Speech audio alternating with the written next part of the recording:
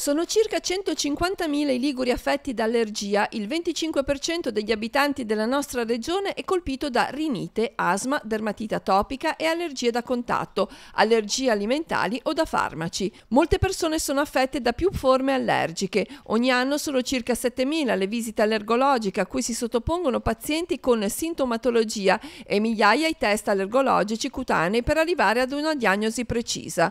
Numeri significativi a cui vanno aggiunti quelli dei pazienti sottoposti a terapie desensibilizzanti, le 3.000 iniezioni per vaccinazioni salvavita per i menotteri, 800 le prescrizioni di fiale di adrenalina autoiniettabili per adulti e 100 per bambini per scongiurare il rischio anafilassi.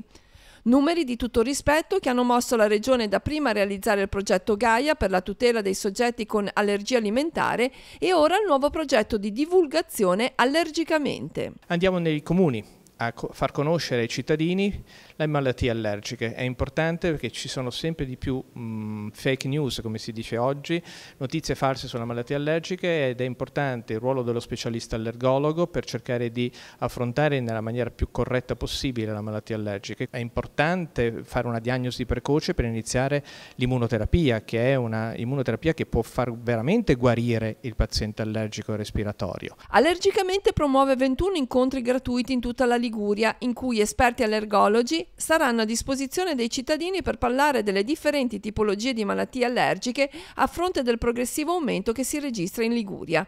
Il primo si è svolto a Rapallo e a Savona, per poi proseguire in altri 19 comuni. La campagna di informazione è portata avanti anche attraverso un sito che si chiama polliniallergia.net, è un'app che si chiama Meteo Allergie, sulle quali pubblichiamo il bollettino del polline. Il bollettino del polline è quello che ci dice in questo momento che pollini ci sono nell'aria, a che concentrazione, e se il paziente sa di essere allergico a quel polline può praticare la sua terapia e la prevenzione.